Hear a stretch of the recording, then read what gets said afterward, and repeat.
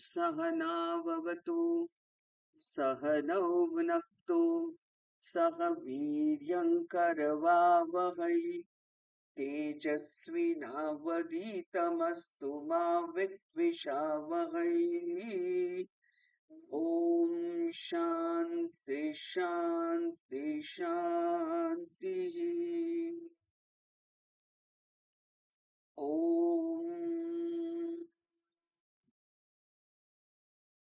सहनाववतु सहनौ भुनक्तु सह वीर्यङ्करवावहै तेजस्विनावधीतमस्तु मा विद्विषावहै। ॐ शान्ति शान्ति शान्तिः। ॐ नमो भगवते वैवस्वताय मृत्यवे ब्रह्मविद्याचार्याय नचिकेतसे च ॐ दयाकरं दयाकारं दान्तं धर्मप्रवर्तकं प्रणमामि दयानन्दं मदाचार्यवरं परम्। ॐ शान्ति शान्ति शान्तिः। हरिः ॐ श्रीगुरुभ्यो नमः। हरिः ॐ।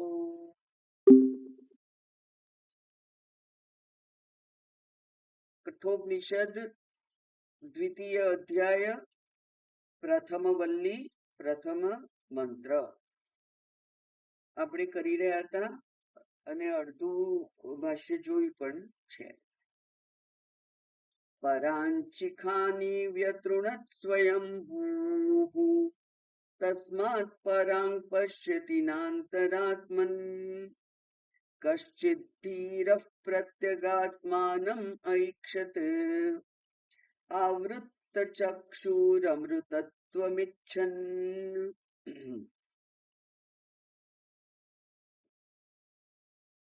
परांची अंची मीन्स गच्छति अंचंती गच्छन्ति पराक मीन्स बाह्य આપણી ઇન્દ્રિયો બધી બહિર્મુખી છે અને એ બહિર્મુખી ઇન્દ્રિયો વડે શબ્દાદી જે વિષયો બહાર છે એને એ પ્રાપ્ત કરે છે. એ માત્ર બહિર વિષયોને જ પ્રાપ્ત કરી શકે એવી એની રચના છે અને એ રચના છે એટલા માટે અહીંયા શાસ્ત્ર કહે છે કે આ સ્વયંભૂ પરમાત્માએ જાણે કે આપણને આપણી હિંસા કરી નાખી છે, હિંસિત કર્યા છે અને એટલે ઉપર જે ભાષ્ય છે એમાં કહેલું કે અત્યાર સુધી જે પ્રથમ અધ્યાય થયો એ પ્રથમ અધ્યાયમાં પણ આ તત્વનું આત્મ સ્વરૂપનું વર્ણન કર્યું અને ત્યાં આત્મ સ્વરૂપ આપણને પ્રાપ્ત નથી થઈ શકતું, અઘરું છે. કશ્ચિત ધીરઃ પ્રાપ્યતિ એવું કહ્યું. એનો અર્થ એવો થયો કે એ અજ્ઞાનથી ઢંકાયેલું છે અને આ અજ્ઞાન કઈ પ્રકારનું છે, કેમ અજ્ઞાન છે, અજ્ઞાનને હોવા માટેનું પણ કારણ શું છે. જ્ઞાન થવા માટેનું કારણ છે અજ્ઞાન. અજ્ઞાન હોવા માટેનું કારણ શું છે? તો એ કહે છે કે ઇન્દ્રિયો બહિર્મુખી છે. એટલે જે સાધન આપણને આપવામાં આવ્યા છે એ સાધન આત્માને જાણવા માટે સક્ષમ નથી. સક્ષમ નથી એટલું જ નહીં, પ્રતિબંધ કરે છે. સક્ષમ નથી એટલું નહીં, એ શું કરે છે? પ્રતિબંધ કરે છે. એટલે કે જ્ઞાન થવા દેતા નથી. શેના વડે જ્ઞાન નથી થઈ શકતું? બહિર્મુખી ઇન્દ્રિયો છે. બાહ્ય વિષયોમાં જ એ ચરે છે અને એમાંથી સુખ દુઃખ આદિ જે ભોગ એને પ્રાપ્ત થાય છે એ જ જીવન છે એવું જે માને છે. એટલે કે એમને એમ થાય કે જો આપણને ભગવાને પ્રાપ્ત કરાવવું જ હોત તો આપણને એવું એવું સક્ષમ સાધન આપ્યું હોત ને, પણ સક્ષમ સાધન ભગવાને નથી આપ્યું. એટલે એ જાણે કે એના માટેની જે ઉત્સાહ છે એ ખોઈ બેસે છે. અને એટલે કહ્યું કે શ્રેય પ્રતિબંધ કારણે, અને પછી એ શ્રેયનો જે પ્રતિબંધ છે, બહિર્મુખી ઇન્દ્રિયો છે, એ બહિર્મુખી ઇન્દ્રિયોને તદ અપનાય, એનું અપનયન કરવા માટે, એને દૂર કરવા માટેનો ઉપાય હવે આરંભ કરે છે. આ જે નવો અધ્યાય છે, હવે પછીનું જે શાસ્ત્ર છે તે. અને ત્યાં આપણે જોયું હતું કે અહીંયા કેવું છે, તો કે છે કે એવમ સ્વભાવે અપી સતી લોકસ્ય, લોકનો એ જ સ્વભાવ છે. લોકનો એટલે કે એ જ સ્વભાવ છે કે બહિર્મુખી જ ઇન્દ્રિયો હોય એનો સ્વભાવ છે.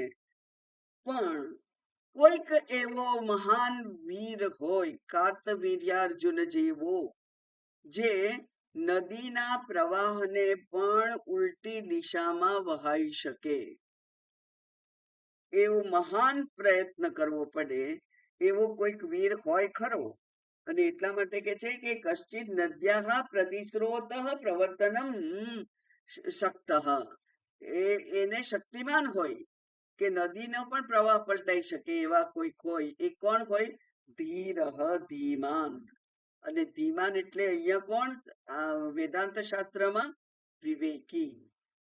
જે વિવેકી છે તે, જે આ વેદાંત શાસ્ત્રને જાણવા માટે અને એનું જે ફળ મુક્તિ છે એ પ્રાપ્ત કરવા માટે જે અધિકારી છે, તે એવો જે વિવેકવાન છે તે પ્રત્યેગાત્માનમ એટલે પ્રત્યક્ષ અસૌ આત્મા ચ. આ કર્મધારય સમાસ કહેવાય. એટલે કે એક જ વસ્તુ માટે બે શબ્દો વાપરેલા હોય. તો એક જ વસ્તુનો એમણે ઉલ્લેખ કરવો છે, પણ એ કેવું છે તો કે છે એ પ્રત્યક્ષ પણ છે, એટલે કે અંદર પણ છે, અને એનું નામ છે આત્મા.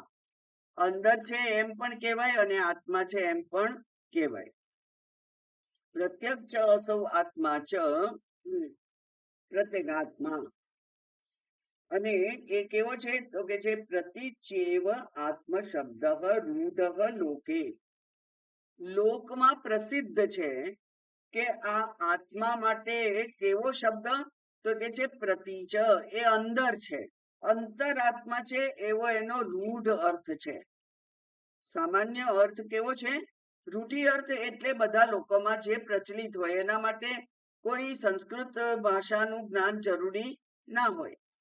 એવું જે રૂઢિ અર્થ છે, એ રૂઢિ અર્થ કેવો છે તો કે છે એ અંતરાત્મા છે. પ્રત્યેક એટલે જ અંતરાત્મા એમ. અને પછી વ્યુત્પત્તિ પક્ષે અપી, પણ વ્યુત્પત્તિ પક્ષથી જો જોવા જઈએ તો પણ એનો અર્થ તો તત્ર એવ, તત્ર એવ એટલે એ જ, તત્ર એટલે ઉપર કહ્યું છે એ જ પ્રમાણે આત્મ શબ્દ વર્તતે. આત્મ શબ્દ એ જ રીતે પ્રત્યેક વ્યુત્પત્તિ પક્ષે જોઈએ તો પણ એવો જ છે. અને એના માટે લિંગ પુરાણનો એક શ્લોક આપ્યો છે પ્રમાણ રૂપે. શું છે?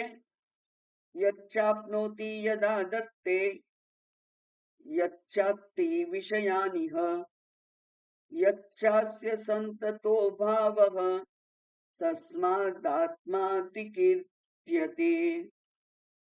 યચ્ચ આપનોતિ યદ આદત્તે યચ્ચ અતિ વિષયાન ઇહ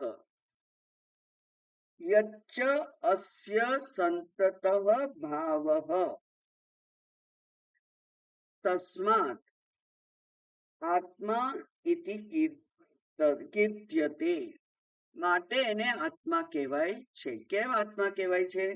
તો કે છે કે જે યચ્ચ આપનોતિ, જે આપનોતિ, યચ્ચ આદત્તે, આદત્તે, બીજો યચ્ચ અતિ, ત્રીજો શબ્દ, અને યચ્ચ સંતત ભાવ, જે સંતત ભાવ છે તે. આ ચાર લક્ષણો વાળો જે શબ્દ છે તે. એક શબ્દના ચાર અર્થ થાય છે. બરાબર, આ એક જ શબ્દ છે, એના ચાર અર્થ થાય છે. તો હવે એના અર્થ જોઈએ. આપનોતિ, યચ્ચ આપનોતિ. આપનોતિ શબ્દ જે છે વ્યુત્પત્તિ છે. હવે સમજો, સંસ્કૃત વ્યુત્પત્તિ છે, એટલે આ શબ્દને, એ શબ્દનો પ્રત્યય અને એનું જે ધાતુ છે એ બેને જુદા કરી અને જે અર્થ શાસ્ત્રએ સંસ્કૃત ભાષામાં કરેલો છે એનું આપણે વિશ્લેષણ કરવાનું છે. એટલે આપનોતી જે શબ્દ છે એ આપલરૂ ધાતુમાંથી બનેલો છે. આ પ લ અને પછી ર, નીચે રૂપ કહીએ છીએ એવી રીતે રૂ બોલવાનો. એટલે આપલરૂ ધાતુ છે. હવે આ રૂ છે ને એ જતો રહે એટલે આપ થાય. આમ તો જ્યારે એનું પાણીની વ્યાકરણ પ્રમાણે આપણે એની સિદ્ધિ કરવી હોય તો ધીમે ધીમે એક એક શબ્દ, કોઈ એકાક અક્ષર કોઈક જતો રહે, કોઈક એક નવો ઉમેરાય, કોઈક કારણને કારણે એવી બધી પ્રક્રિયા થતી હોય છે. તો અહીંયા આપલરૂ ધાતુ છે અને આપલરૂ ધાતુનો અર્થ થાય છે વ્યાપનોતી. એટલે આપનોતીનો અર્થ આપણે સામાન્ય રીતે કશું જાણ્યા વગર કરી દઈએ છીએ. આપનોતી એટલે વ્યાપનોતી. બરાબર, વ્યાપનોતી એટલે જે વ્યાપક છે. બૃહદ શબ્દ એટલે જે બૃહદ એટલે જે ફેલાયેલો છે, જે અતિ મહાન છે, અતિ મોટો છે. અતિ મોટો એટલે એનાથી મોટું કઈ છે નહીં, એવું જે છે તે. એટલે આપનોતી, વ્યાપનોતી એટલે જે સર્વવ્યાપક છે. અને જ્યારે વ્યાપક કહીએ છીએ આપણે, ત્યારે એમાં કઈ મર્યાદાનો નિષેધ થાય છે? દેશ મર્યાદાનો ત્યાં નિષેધ થાય છે. બરાબર, દેશ મર્યાદાનો ત્યાં નિષેધ થાય છે. જેમ કે આ મારું ઘર, એ આ મારો રૂમ છે 15 બાય 15 નો છે. તો 15 ફૂટ બાય 15 ફૂટ થી પછી આગળ જઈએ તો આ રૂમ ના કહેવાય. બરાબર ને? એટલે આ રૂમની મર્યાદા કેટલી? 15 બાય 15. એવી રીતે આ બ્રહ્મની મર્યાદા કેટલી? તો કે છે એની કોઈ મર્યાદા નહીં. સર્વવ્યાપી, જ્યાં જ્યાં છે ત્યાં બધે જ આ આત્મા છે. એટલે ત્યાં દેશ અપરિચ્છિન્નતા છે, એનો નિષેધ થાય છે. આ આત્મા શબ્દનો અર્થ થયો. આપલરૂ ધાતુનો અર્થ થાય આપ, આપનોતી, આપનોતીને વ્યાપનોતી કર્યું, અને વ્યાપનોતીનો અર્થ થાય સર્વવ્યાપક. તો સર્વવ્યાપક કોણ છે?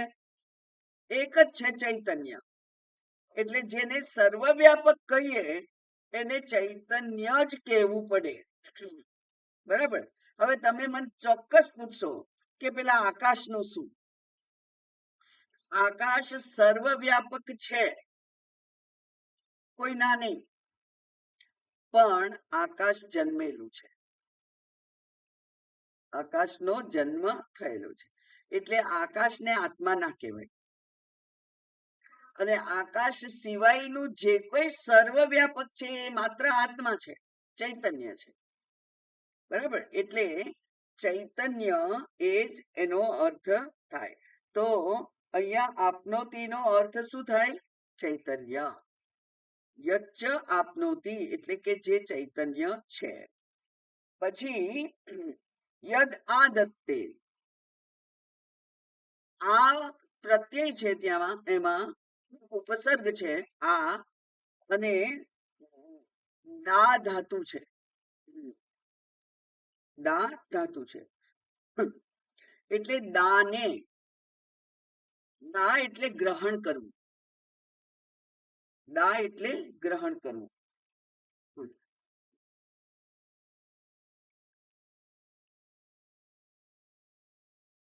દા એટલે આપવું ને, દા એટલે આપવું. પણ આ વત્તા દા એટલે ગ્રહણ કરવું. દા એટલે આપવું. દા દાને, બરાબર. દા એટલે આપવું. પણ આ દા, આ ઉપસર્ગ એમાં ઉમેરાય એટલે એનો અર્થ થાય ગ્રહણ કરવું. દાનનો અર્થ શું થાય? આપણાથી છૂટું પાડી અને બીજે મોકલવું, એને એ દાન છે. જ્યારે ગ્રહણ કરવું, કોઈક આપે અને આપણે સ્વીકારીએ, એ ગ્રહણ કરવું. તો આ એટલે આ વત્તા દા, તો ત્યાં થાય ગ્રહણ કરવું. હવે ગ્રહણ કરવુંનો અર્થ અહીંયા થાય છે કે પ્રલય સમયે જ્યારે સમગ્ર સૃષ્ટિનો વિલય થાય છે, ત્યારે એ વિલય કરેલી સૃષ્ટિ ક્યાં જાય છે? વિલય થયેલી સૃષ્ટિ ક્યાં જાય છે? જે ચૈતન્યમાં જાય છે, સમય જાય છે તે, એટલે કે જે લય કરતા છે.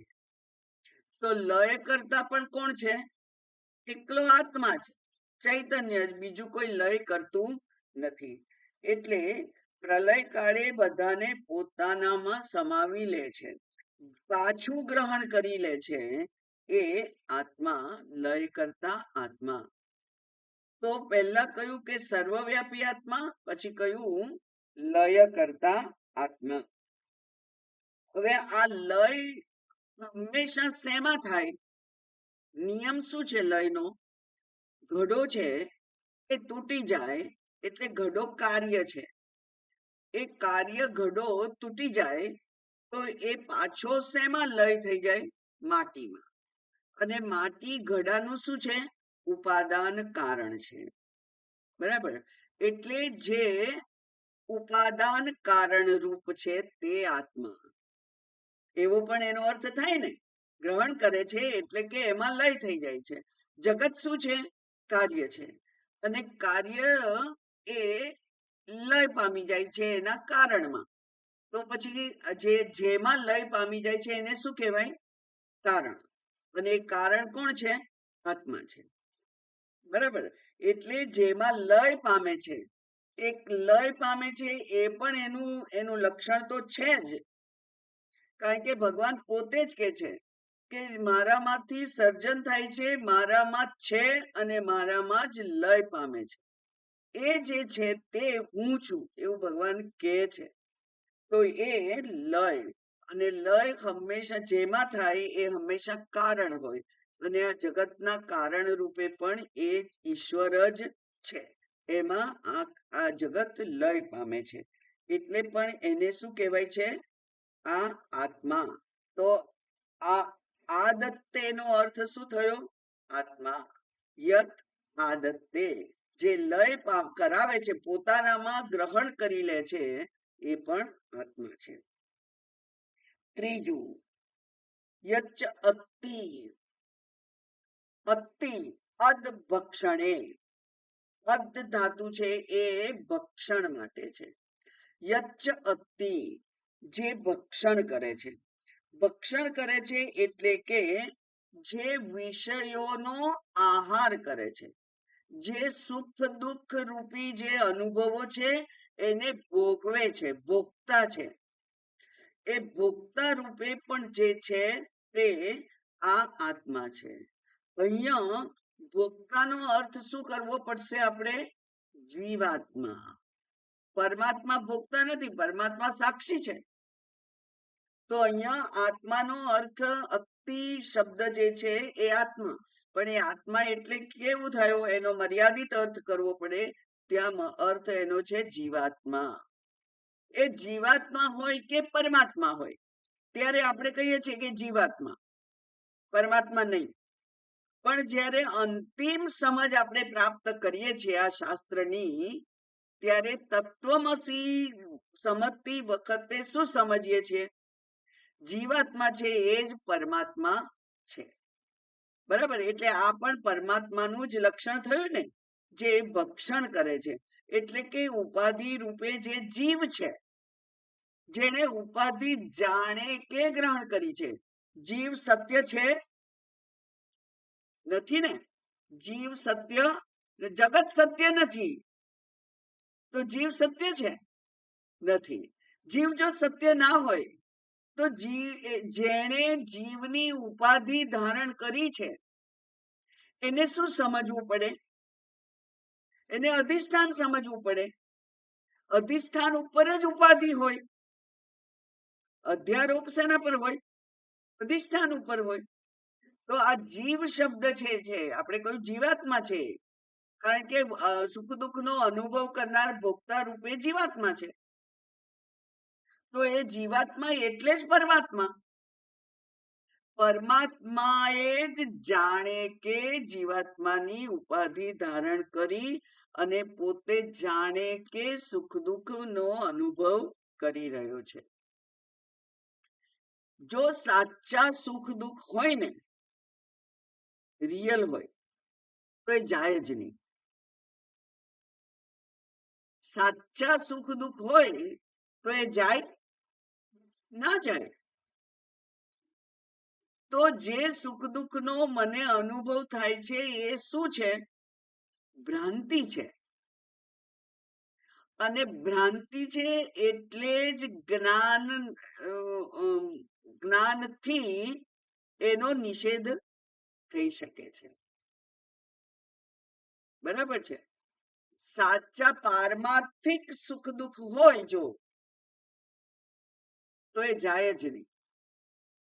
સત્ય કોને કહેવાય? ત્રિકાલેપી યથાવત તિષ્ઠતિ ઇતિ સત્ય. બરાબર. તો આ જે સુખ દુઃખ નો મને અનુભવ થાય છે એ સત્ય કહેવાય? સત્ય કહેવાય? કારણ કે સુખ અને દુઃખ એકબીજાને ખસેડીને તો આવે છે.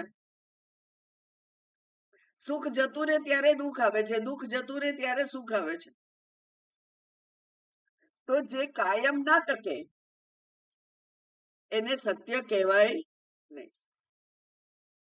એટલે સુખ દુઃખ પણ મિથ્યા છે અને સુખ દુઃખ ને અનુભવ કરનાર આ ઉપાધિ જીવ ઉપાધિ પણ મિથ્યા જ છે. એટલા માટે અહીંયા જીવાત્મા એનો અર્થ થતો હોવા છતાં પણ આપણી બુદ્ધિમાં સ્પષ્ટતા હોવી જોઈએ કે પરમાત્માનું જ એ લક્ષણ છે. કારણ કે ઉપાધિ તો ટેમ્પરરી હોય. પેલો એક્ટર એક પિક્ચરમાં ભિખારી હોય, બીજા પિક્ચરમાં રાજા હોય. તો ભિખારી કાયમનો નથી, રાજા કાયમનો નથી, પણ એક્ટર કાયમનો. એક્ટર સતત હોય. એકનો એક એક્ટર 50 ભૂમિકાઓ ભજવે એટલે 50 થઈ જાય ના. જાણે કે 3 કલાકના આપણા મનોરંજન માટે એ ભૂમિકામાં દેખાયો છે. ખરેખર એ છે નહીં. એને પોતાને ખબર છે કે હું એ નથી. અમિતાભ બચ્ચન ભિખારી થઈ ગયો હોય અથવા એને કેન્સર થયું છે, એનો કોઈ પિક્ચરમાં કંઈક હતું, કેન્સર થયું હોય તો ખરેખર કેન્સરથી અત્યંત વ્યથા એ અનુભવે છે. પણ ખરેખર એ વ્યથા સાચી છે? ના, એને કેન્સર નથી થયું. પડદા પર એ પ્રમાણેની એક્ટિંગ એ કરી અને પોતાને તે પાત્ર રૂપે ભજવે છે. ખરેખર એ છે નહીં. શાસ્ત્રમાં બહુ સુંદર ઉદાહરણ છે, તમને યાદ કરાવી દઉં કે જૂના જમાનામાં તો સ્ત્રીઓ કોઈ ભાગ ભજવતી નહોતી, નાટકમાં ભાગ ના લે. એટલે જે કઈ પાત્રો હોય એ બધા પુરુષોએ જ ભજવવાના હોય. એટલે રામ અને સીતા હોય તો એક મોટો દેખાતો છોકરો હોય એ રામ હોય અને નાનો જરા કોમળ દેખાતો હોય એવો છોકરો સીતાનું પાત્ર ભજવી.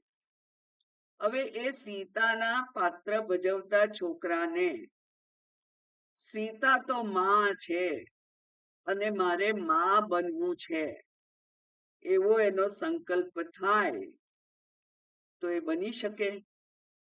ના બની શકે. એટલે એને નાટક ભજવતા ભજવતા માં બનવાની ઈચ્છા ના થાય કોઈ દિવસ, કારણ કે પોતે સ્ત્રી છે જ નહીં.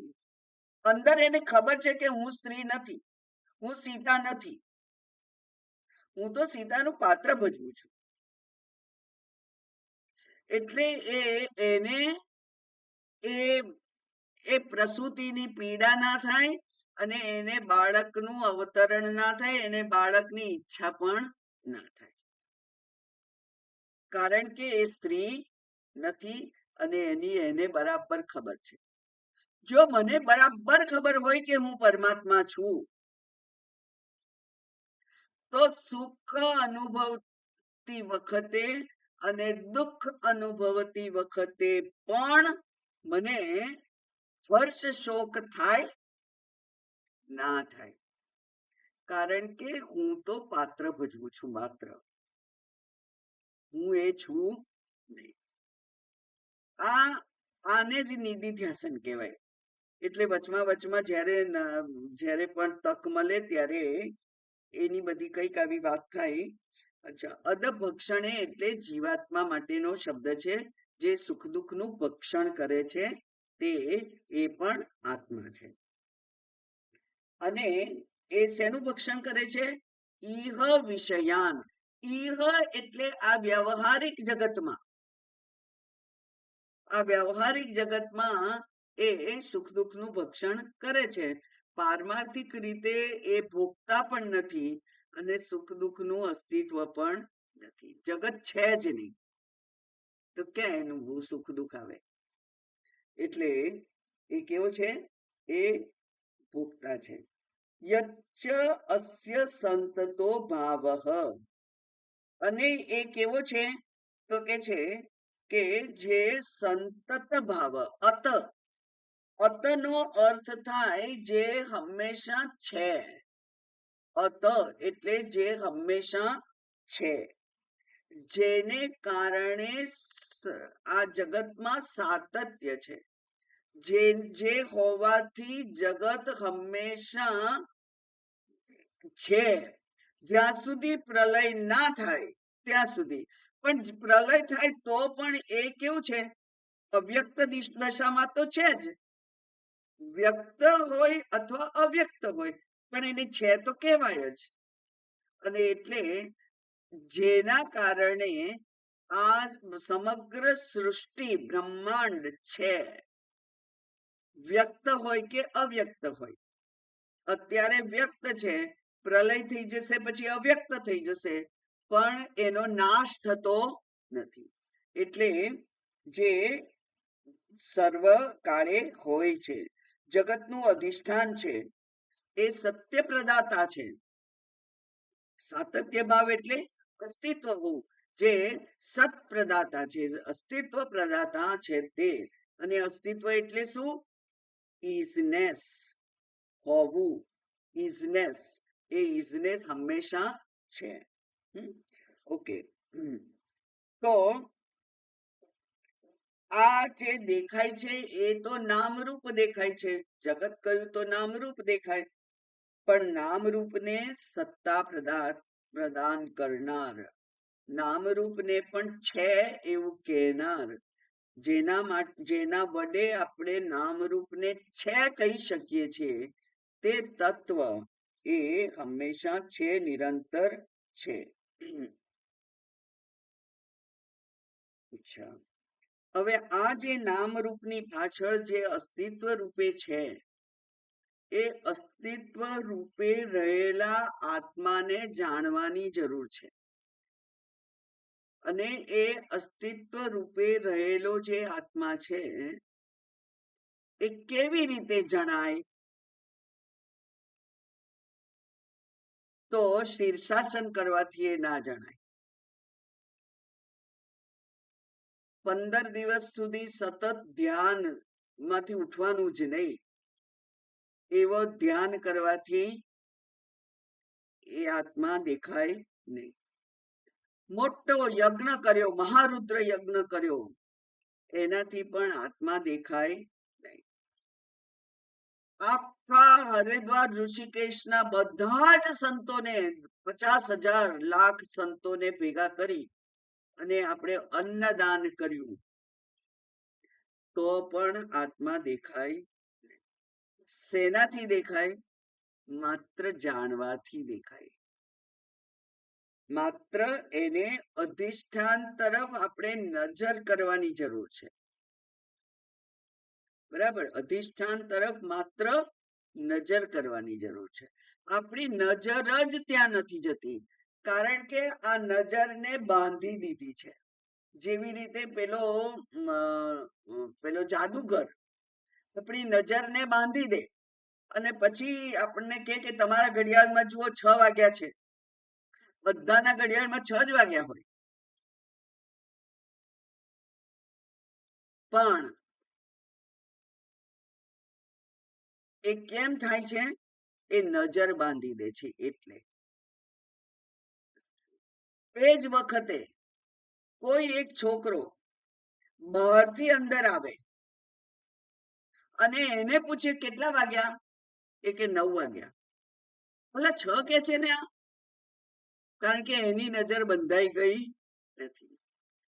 બરાબર, એવી રીતે આપણી પણ આ અજ્ઞાનને કારણે જાણે કે નજર બંધાઈ ગઈ છે અને એટલે આપણને માત્ર વિષયો જ દેખાય છે, માત્ર શરીર જ દેખાય છે, માત્ર શરીરના સંબંધી અને શરીરની માલિકી જે વસ્તુઓ છે એના ઉપર જ આપણું ધ્યાન જાય છે, કારણ કે અજ્ઞાને આપણા નજરને બાંધી દીધી છે. માત્ર ત્યાં એટલે કે હવે શું થયું? આપણે પાછા જો શાસ્ત્ર તરફ જઈએ તો આપણે વાત કરી રહ્યા હતા બહિર્મુખી ઇન્દ્રિયોની.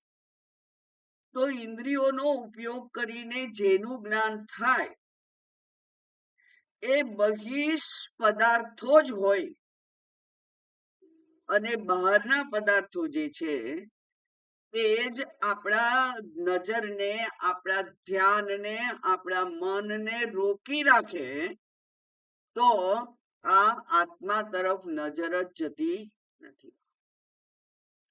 ભલભલા દુઃખ પડતા હોય છે લોકોને, તોય એમને ઈચ્છા નથી થતી કે હું આ જે મારામાં જ રહેલો ભગવાન છે એના તરફ નજર કરું.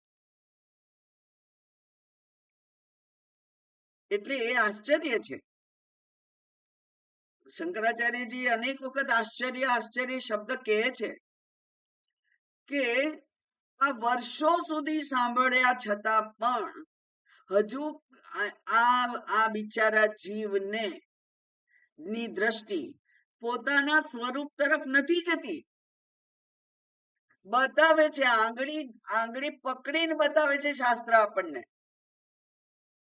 કે પેલો ચંદ્ર આ ઝાડ ને ઝાડની આ બે ડાળીઓ ને બે ડાળીઓની વચ્ચે પેલો જે ચળકતું દેખાય છે એનું નામ ચંદ્ર, એવું એ બતાવે છે. અને તોય પેલો નજરબંધ માણસ એ ચંદ્રને જોઈ શકતો નથી. એવું આપણે પણ બુદ્ધું વર્ષોથી કહે છે શાસ્ત્ર કે તું જે પરમાત્મા છે, પણ મારી દ્રષ્ટિ આ શરીરાદિ સંઘાતમાં અને વિષયોમાં એવી દ્રઢપણે ચોંટી ગયેલી છે કે મને મારા સ્વરૂપના દર્શન થતા નથી. પણ જેના 24 કલાક 24/7 by 365, સોરી, બરાબર, 24 કલાક સતત આપણા જેટલા 60, 50, 60, 70 વર્ષ થયા હોય બધા વર્ષો સુધી આપણને સતત એ દેખાયો છે અને તોય હું એ જ છું એવો નિશ્ચય થતો નથી. એટલા માટે કે છે કે યચ્ચ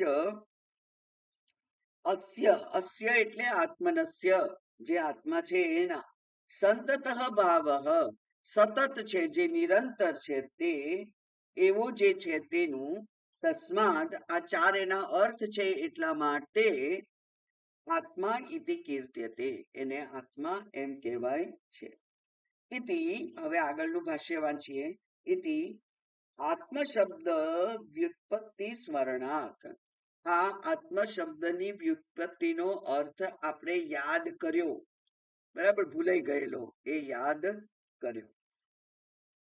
તમ ચ તમ પ્રત્યાગાત્માનમ, તે પ્રત્યેગાત્માને, એ શું છે પ્રત્યેગાત્મા એટલે શું છે?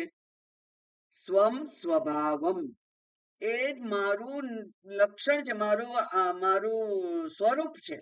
સ્વભાવ એટલે સ્વરૂપ, જે અહીંયા મારું સ્વરૂપ છે, મારું જ સ્વરૂપ છે. પ્રત્યેગાત્મા એટલે શું? મારું સ્વરૂપ, હું. પ્રત્યેકનો પોતાનો જે સ્વરૂપ છે તે ઐક્ષત, ઐક્ષત એટલે અપશ્યત. અપશ્યત એ એ શબ્દ અહીંયા બરાબર નથી. જોયો હતું, ભૂતકાળ કદાચ થાય તો એ ભૂતકાળનો અહીંયા અર્થ નથી, એટલે કે છે, એટલે શંકરાચાર્યજી એને સુધારે છે. અને અપશ્યત ઇઝ ઇક્વલ ટુ પશ્યતિ ઇતિ અર્થ, એ જુએ છે એવો એનો અર્થ થાય.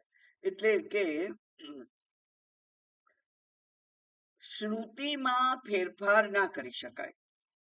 શ્રુતિને આ ભૂલ છે એમ કરીને બદલી ના શકાય.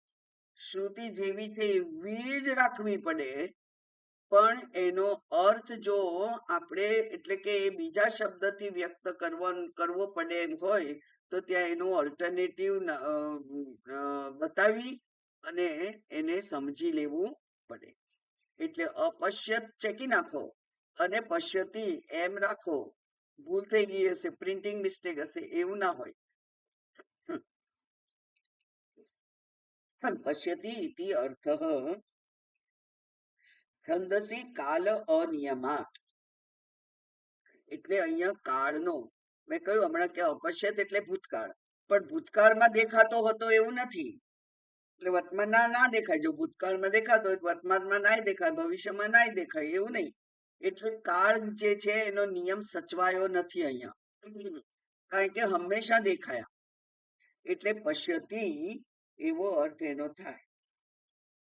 કથમ પશ્યતિ ઇતિ ઉચ્યતે, કેવી રીતે જુએ છે? તો ત્યાં કહે છે આવૃત્ત ચક્ષુહુ. આવૃત્ત, આવૃત્ત એનો અર્થ થાય ઢાંકી દેવું. એટલે આમ કરીને આંખો ઢાંકી દેવાની? ના, એવું નહીં. આવૃત્ત એટલે વ્યાવૃત્ત, એટલે જ્યાં ચોંટી ગઈ છે ત્યાંથી પાછી ખેંચી લેવાની. એને અનાદિકાળથી આ દ્રષ્ટિ જેમાં સ્થિર થઈ ગઈ છે, આ દ્રષ્ટિ જે ભોગ પદાર્થોમાં સ્થિર થઈ ગઈ છે અને એ પદાર્થો દ્વારા મળતા સુખ દુઃખ રૂપી ભોગને અનુભવવું એ જ મારું પ્રારબ્ધ છે, એ જ મારું કામ છે, એવું જેણે જાણે કે માની લીધેલું છે. એવી ત્યાં દ્રઢ થઈ ગયેલી, ત્યાં સ્થિર થઈ ગયેલી દ્રષ્ટિને, ભોગમાં સ્થિર થઈ ગયેલી દ્રષ્ટિને આપણે પાછી ખેંચવી પડે. એટલે વ્યાવૃત્ત, આવૃત્તનો અર્થ થાય વ્યાવૃત્ત. વ્યાવૃત્ત એટલે પાછી ખેંચવી, નિષેધ કરવો એનો. જે કરી રહી છે એનો નિષેધ કરી અને જે કરાવવું છે ત્યાં એને જોડવી. એટલે વ્યાવૃત્ત. ચક્ષુહુ, ચક્ષુહુ એટલે એકલા ચક્ષુ નહીં, પણ શ્રોત્રાદિકમ ઇન્દ્રિય જાતમ. શ્રોત્ર, ચક્ષુ, સ્પર્શ, રૂપ, રસ, ગંધ બધી જ ઇન્દ્રિયોને જાતમ એટલે સમૂહમ. જાતનો અર્થ થાય સમૂહ, અને એટલે એના પરથી જાતિ શબ્દ આવ્યો. ખબર પડી? આ સંસ્કૃતનું બેઝ છે. આપણી કોઈ પણ ભારતીય ભાષા એના બેઝમાં સંસ્કૃત જ છે. આપણે ગુજરાતીઓને અત્યંત લાભ છે. આપણા તો ઘણા બધા શબ્દો એનું મૂળ બેઝ સંસ્કૃત જ છે. અને આપણને જાણે કે સંસ્કૃત બોલીએ છીએ એવું લાગતું નથી. દાખલા તે સંસ્કૃત શબ્દ, તો આપણે તો અનાદિકાળથી જાણે સંસ્કૃત શબ્દ જાણીતો છે એવું ખબર છે આપણને. એનો શબ્દ એનો અર્થ કોઈએ કહેવો ના પડે આપણને. આશીર્વાદ એનો અર્થ કહેવો ના પડે, બરાબર. ગુરુ એનો અર્થ કહેવો ના પડે, કારણ કે આપણને એ બધા અર્થ રૂઢિથી ખબર જ છે. એવો જે છે તે ચક્ષુ શ્રોત્રાદિકમ ઇન્દ્રિય જાતમ, અને એ ઇન્દ્રિયોમાં, ઇન્દ્રિયોના સમૂહમાં, એટલે પાંચે પાંચ સમૂહ કહ્યું એટલે પાંચે પાંચ ઇન્દ્રિયોના સમૂહમાં અશેષ વિષયાત, અને એ ઇન્દ્રિયોના વિષયો કોણ છે? અનંત. અને અનંત વિષયોમાંથી એક પણ બાકી નથી રહી જતો. આપણે ભોગ કરવાનો એક પણ વિષય છોડી દેતા નથી. એવું જે અશેષ વિષયાત, વિષયોમાંથી જેને વિડ્રો કરવાની છે, જેને પાછી ખેંચવાની છે, વ્યાવૃત્ત કરવાની છે, એને આવૃત્ત ચક્ષુ કહેવાય. યસ્ય સ આવૃત્ત ચક્ષુ, જેની વિષયોના ભોગમાંથી વૃત્તિઓ, પાંચે પાંચ ઇન્દ્રિયો પાછી વળી ગઈ છે, એવો જે વ્યક્તિ છે એને આવૃત્ત ચક્ષુ વ્યક્તિ કહેવાય. જેનું ચક્ષુ છે એ વિષયો તરફ હવે આંધળું થઈ ગયું છે. એને હવે વિષયો દેખાતા નથી, બરાબર. એને હવે વિષયો દેખાતા નથી. દેખાતા નથી એટલે કે આકર્ષિત પણ કરતા નથી. સ ચ અચ્છા સ એવમ સંસ્કૃત, એ કેવો છે? સંસ્કૃત છે. સંસ્કૃત, જો આ સંસ્કૃત, આવૃત ચક્ષુ, એ બધા પ્રથમા વિભક્તિ છે. એટલે વ્યક્તિ માટે વિશેષણથી જ કામ ચલાવી લીધું. પેલા ઊંચાને બોલાવો તો આપણે કોને બોલાવા છે? કોઈ માણસને, કોઈ વ્યક્તિને બોલાવો છે. પણ આપણે કહીએ પેલો ઊંચો છે ને તે, તો ઊંચો તો વિશેષણ છે, પણ એકલા વિશેષણથી આપણે ચલાવી લીધું, નામ બોલ્યા નહીં. અને તોય સમજણ પડી ગઈ કે નહીં? બરાબર ને? એટલે આ સંસ્કૃતમાં તો એવું છે, પાછી આ લેંગ્વેજમાં તો પ્રથમા વિભક્તિ હોય એટલે એ કોઈક વ્યક્તિને ઉદ્દેશીને જ હોય. એટલે કે પ્રથમા વિભક્તિ એટલે હું, અથવા તું, અથવા તે, અહમ, આવામ, વયમ, બરાબર. એ બધા જ. તો એ આવૃત્ત ચક્ષુ વ્યક્તિ, આવૃત્ત ચક્ષુ વ્યક્તિ કોને કહેવાય?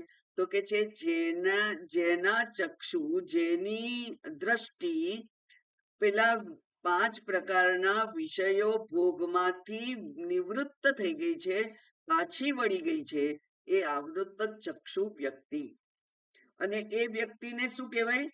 સંસ્કૃત. એટલે વ્યક્તિ શુદ્ધ થયેલો છે. સંસ્કૃત એટલે શુદ્ધિકરણ થયેલું છે જેનું તે, બરાબર. સંસ્કૃત એટલે સંસ્કાર કરવા, એટલે શું? શુદ્ધિકરણ કરવું. તો એનું જે શુદ્ધિકરણ થઈ ગયેલું છે તેવો વૈરાગ્યવાન વ્યક્તિ પ્રત્યેગાત્માનમ પશ્યતિ, એ પ્રત્યેગાત્માને જુએ છે. કિમર્થમ પુનઃ ઇત્થમ મહતા પ્રયાસ, આ પ્રમાણેનો મહાન પ્રયાસ શા માટે? કિમર્થમ ઇત્થમ, ઇત્થમ એટલે આ પ્રકારનો. કયા પ્રકારનો? પાંચે પાંચ ઇન્દ્રિયોને એના 5 પ્રકારના વિષય ભોગમાંથી નિવૃત્ત કરી અને પોતાનામાં સ્થિર કરવી, આત્મસ્થ થવું એ મહાન પ્રયત્ન છે. એ કઈ સામાન્ય પ્રયત્ન નથી.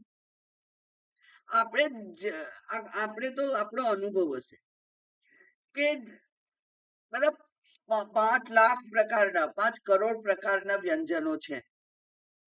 એમાંથી આપણે બે વસ્તુ છોડી દીધી હોય. દાખલા તરીકે હું એમ કહું કે હું ભાત નહીં ખાઉં, એટલે ભાત મમરા પૌવા છોડી દીધા, બરાબર, આ છોડી દીધું.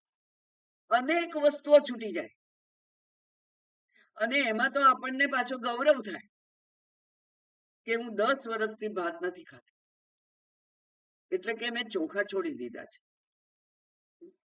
એક વસ્તુના ત્યાગથી પણ આપણે તો જાણે કે સંતોષ અનુભવીએ. આ તો વાત કરે છે બધા જ વિષયોમાંથી જે નિવૃત્ત થઈ ગયો છે.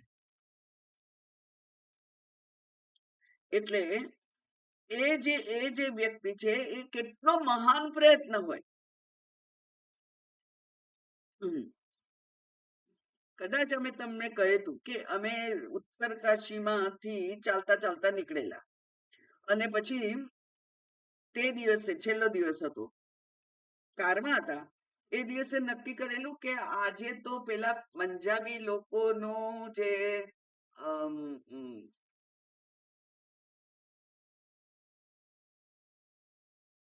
સેવા હોય છે ને, લંગર, આજે તો પંજાબી લોકોના લંગરમાં જ જમવું છે, હોટલમાં ક્યાંય નહીં. તો એકમાં ગયા, અમારા જે નસીબ હોય તે નસીબે. ત્યાં એ લોકોએ દાળ ભાત બનાવેલા અને દાળમાં ડુંગળી નાખેલી, અને અમે 5 તો સાધુ હતા. અમે કહ્યું કે અમે તો ડુંગળી તો નથી ખાતા ભાઈ. એટલે હવે અમે પણ અને એ પણ બંને બહુ જ મુશ્કેલી મુકાઈ ગયા, કારણ કે એ તો સેવા કરવા એટલા બધા ઉત્સાહથી સેવા કરવા બેઠો હોય કે એને સાધુને જવા દેવો તો પોસાય જ નહીં.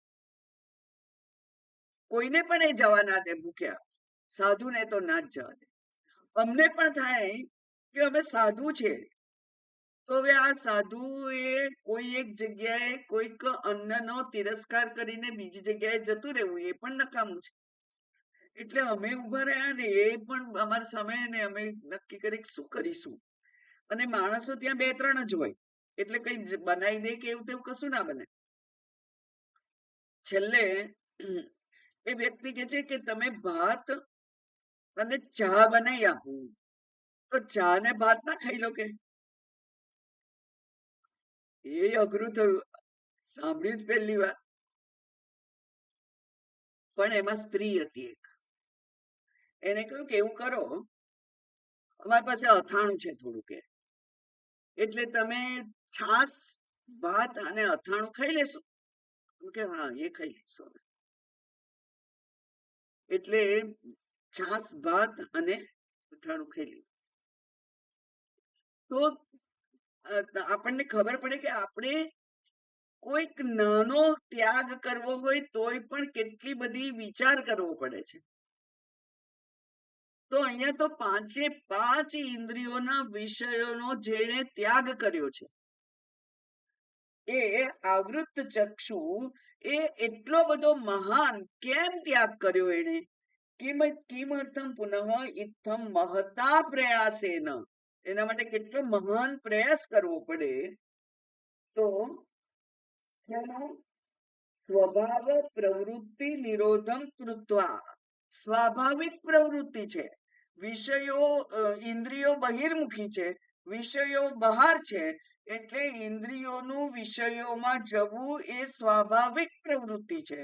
એ સ્વાભાવિક પ્રવૃત્તિમાંનો નિરોધ કરવો, આટલા મહાન પ્રયાસ કરીને એ શું ઈચ્છે છે, કેમ એ કરે છે, કિમર્થમ, શું કામ એને આવું કરવું જોઈએ? તો એ કે છે કિમर्थम पुनः इत्थं महता प्रयासेन स्वभाव प्रवृत्ति निरोधम कृत्वा धीरः प्रत्यागात्मानं पश्यति इति उच्यते। આ ધીર પુરુષ મહાન પ્રયત્ન કરી અને પાંચે પાંચ ઇન્દ્રિયોને એના એના વિષયોમાં જવાની જે સ્વાભાવિક પ્રવૃત્તિ છે એનો નિરોધ કરી અને આ ધીર આત્માનું દર્શન કરવા શું કામ ઈચ્છે છે? તો શું કામ ઈચ્છે છે? અમૃતત્વમ અમરણ ધર્મત્વમ નિત્ય સ્વભાવતામ ઈચ્છન આત્મન ઇતિ અર્થ। આત્મન એટલે પોતાના માટે, પોતાને માટે અમૃતત્વ, અને અમૃતત્વ એટલે શું? અમરણ ધર્મત્વ, એ અમરણ ધર્મ છે અને અમરણ ધર્મ એનો નિત્ય સ્વભાવ છે। એ કઈ આપણે બહારથી નથી લાવતા, એને માત્ર જોવાનો છે, એનું નિત્ય સ્વભાવ હતા, બરાબર? એનું કેવું છે? એ નિત્ય છે જ। અમરણ આત્મા આ દેહાદિ સંઘાતના અધિષ્ઠાન રૂપે નિત્ય છે જ, નિત્ય છે એમ કેવાય। મારું તો મરણ થાય છે ને, હા મરણ થાય છે, પણ કોનું મરણ થાય છે? શરીરનું। મરણ કોનું થાય છે? શરીરનું। તો એને અંત ના કહેવાય, કારણ કે આ સૂક્ષ્મ શરીરની સાથે ચૈતન્ય તો બીજા શરીરમાં, બીજામાંથી ત્રીજામાં, ત્રીજામાંથી ચોથામાં અનંત કોટી જન્મો જે છે એ ગ્રહણ કરે છે। એટલે એનો એ આત્માનો તો સ્વભાવ કેવો કહેવાય? નિત્ય છે। એ તો મૃત્યુ નથી પામતો, પણ ક્યારે એનો અંત આવે? આત્મજ્ઞાન થાય ત્યારે। એટલે આ અમૃતત્વ અમરણ ધર્મત્વમ નિત્ય સ્વભાવતામ ઈચ્છન, એની એને ઈચ્છા છે કે હું અમરણ ધર્મા બની રહું। અધમરણ ધર્મા ક્યારે બનાય? અહીં ને અત્યારે જ બનાય। જ્યારે હું મારી દ્રષ્ટિ મૃત્યુ જેનું થાય છે એવા દેખાદી સંઘાતથી ઉઠાઈ લઉં અને જેનું મૃત્યુ થતું જ નથી એવા આત્મતત્વ ઉપર એને સ્થિર કરી દઉં, તો હું અહીં અને અત્યારે જ અમરણ ધર્મ બની રહું। એટલે અમરણ ધર્મ પોતાના માટે ઈચ્છતા એવા લોકો આ મહાન પ્રયત્ન કરે છે। કારણ કે ભલે પ્રયત્ન મહાન છે, પણ એનું જે ફળ છે એ પણ અતિ મહાન છે। એ ફળ તો અજોડ છે। એટલે અજોડ ફળ માટે આ વ્યક્તિઓ પોતે આવૃત્ત ચક્ષુ બની જાય છે અને આ અમૃતત્વને પ્રાપ્ત કરવા માટે પોતાની ઇન્દ્રિયોને જે સ્વાભાવિક રીતે બહિર્મુખી છે એને બહિર્મુખીથી અંતર્મુખી બનાવે એમ એ પ્રયત્ન કરે છે। કારણ કે પ્રયત્ન અતિ મહાન છે।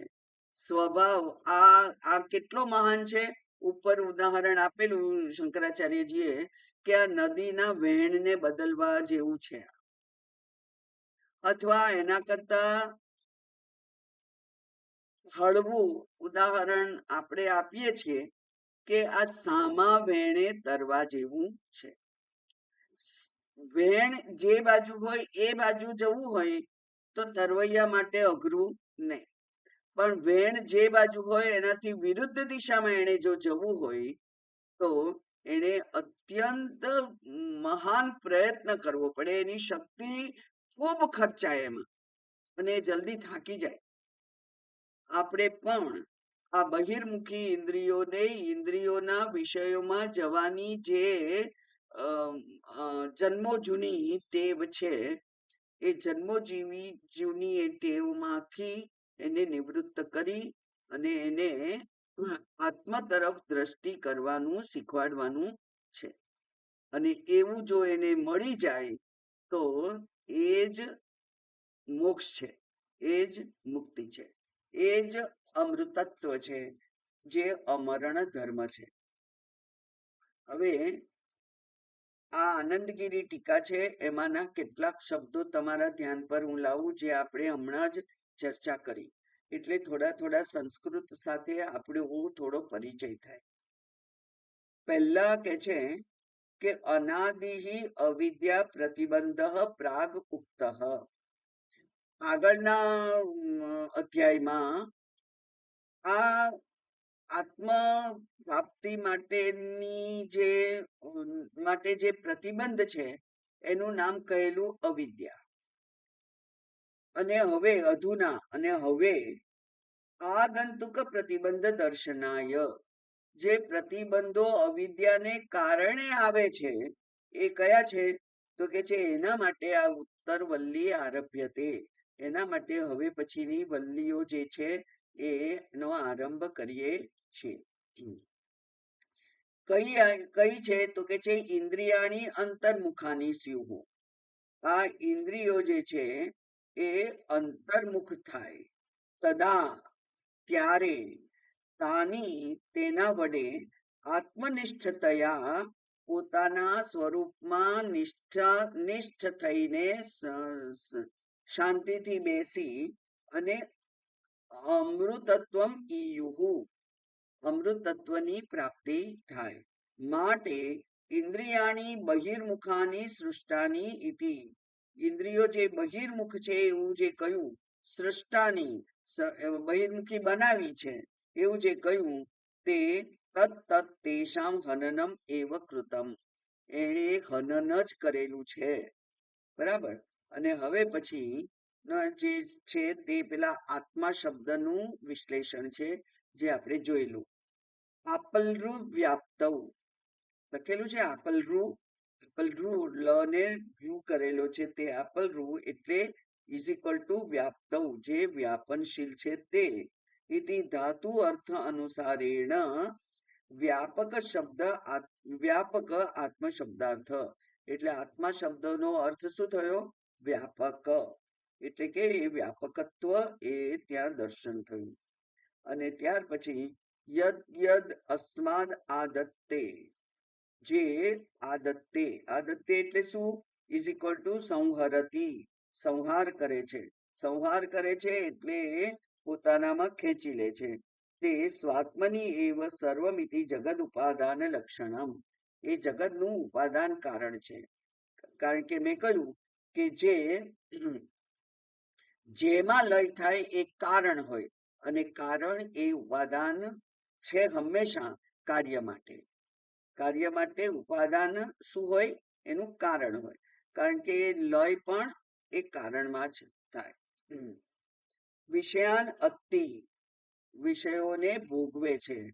ઇતિ આત્મા ઇતિ વ્યુત્પત્ત્યા, એવી એને આત્મા કહેવાય એવી રીતે એ શું છે કે છે?